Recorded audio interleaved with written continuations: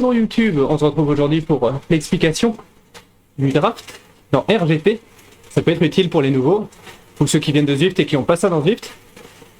Alors, quand vous êtes en groupe, quand vous êtes le premier, vous êtes le nez au vent, vous prenez beaucoup de vent dans la tronche et votre avatar est ralenti. À partir du moment où vous êtes deuxième, et encore plus si vous êtes troisième, quatrième dans une file, donc là mon avatar par exemple, il est parfaitement placé, il est protégé du vent, et du coup, je profite de l'effort des autres, qui me font du coup comme un pare-brise. Et du coup, la gestion du draft et du placement de votre avatar, surtout si vous êtes en course, est très important. Plus les coureurs vont vite, plus ils doivent lutter contre le vent. Donc plus un groupe avance vite, plus c'est utile de se protéger du vent en restant à l'arrière du groupe. Dans RGT, vous avez en haut à gauche, en vert là, vous avez les watts que je pousse tout en haut, et juste en dessous en vert, vous avez les watts que je sauve du fait d'être dans la roue. Ça me donne une idée.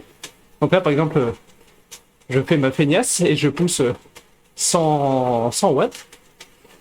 Alors que si j'étais le nez au vent devant, je devrais à peu près pousser le double, parce que ça m'indiquait que je sauvais 100 watts d'être dans la roue de l'allemand qui tirait le groupe.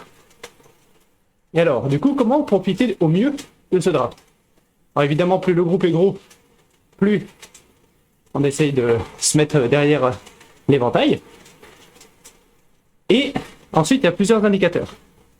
À côté du draft sauvé, il y a une fourchette qui est indiquée, alors elle est tout le temps remise à jour, on va dire, qui vous indique entre combien de watts vous devez vous tenir pour tenir la roue du gars qui vous protège du vent.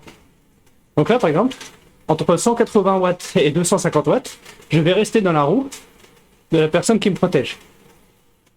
Donc là, c'est remis à jour, donc maintenant c'est entre 160 et 220, etc. Si jamais vous poussez plus de watts que nécessaire, il y a deux cas de figure. Soit vous en poussez un peu trop, on va dire. Alors attendez, parce qu'il y a une mini-attaque là.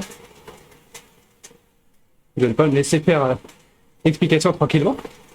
Donc soit vous poussez légèrement trop, on va dire, et du coup à ce moment-là, votre avatar va freiner pour rester dans la roue de la personne devant, et les watts vont passer en rouge. Donc là par exemple, si je les rattrape et que je continue de pousser, voilà, les watts se mettent en rouge et mon avatar reste derrière. Si jamais, donc là j'ai pas envie de tirer le groupe parce que c'est un groupe raid où on essaie de pas se lâcher les uns les autres, mais si jamais je poussais plus de watts que la fourchette à droite, donc au-dessus de 180 watts, mon avatar commencerait à se décaler. Je vais le faire hein, juste pour 5 mètres là. Voilà, mon avatar commence à doubler et il commence à dépasser le groupe. Donc l'indication est vraiment claire en haut à gauche de combien de watts vous devez pousser pour rester dans le rideau. Donc là je suis parfaitement placé. Il faut que je sois entre 100 et 200 watts. Si je pousse plus, mon avatar va se décaler pour doubler et prendre du vent. Et si je pousse moins, je vais me faire lâcher. Donc c'est ça la gestion entre guillemets du draft dans RGT. Et ce qui prend de l'expérience, on va dire, mais ça s'apprend assez vite, c'est en fonction de la vitesse et de la taille du groupe, à quelle puissance vous devez pousser pour que votre avatar reste à l'arrière si vous voulez juste profiter de l'aspiration. Et de la même manière, à quelle puissance vous devez pousser si vous voulez que votre avatar double, si vous voulez prendre des relais avec quelqu'un. Donc voilà, c'est ça les astuces, on va dire, au niveau du draft dans RGT. Donc pas pousser trop de watts parce qu'ils sont perdus. Quand c'est en rouge en haut à gauche, c'est que votre avatar freine, donc vous avez poussé entre guillemets trop pour avancer à cette vitesse donnée. Surveillez la fourchette ou regardez un petit peu les mouvements de votre avatar pour voir s'il reste dans la roue ou s'il a tendance à commencer à se décaler pour doubler, pour savoir où vous en êtes. Et aussi, dernière astuce, la vue que j'ai là, c'est ce qu'on appelle la caméra drone. Je la trouve plus pratique quand on est dans un grand groupe pour voir tout de suite s'il y a un trou devant moi ou si je colle bien la roue de la personne devant. Parce qu'il y a certaines caméras qui sont très sympas, mais qui cachent un petit peu plus le trou.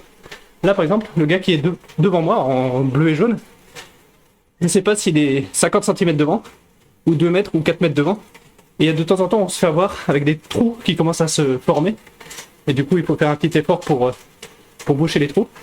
Alors qu'avec la vue drone, je trouve ça plus simple de voir quand les trous se forment et où exactement notre avatar est placé. Donc voilà, j'espère que c'est utile. Mini tuto draft sur RGT. À bientôt sur YouTube ou en live aussi. N'hésitez pas à venir sur la chaîne Toto le Koala sur Twitch. Ciao ciao.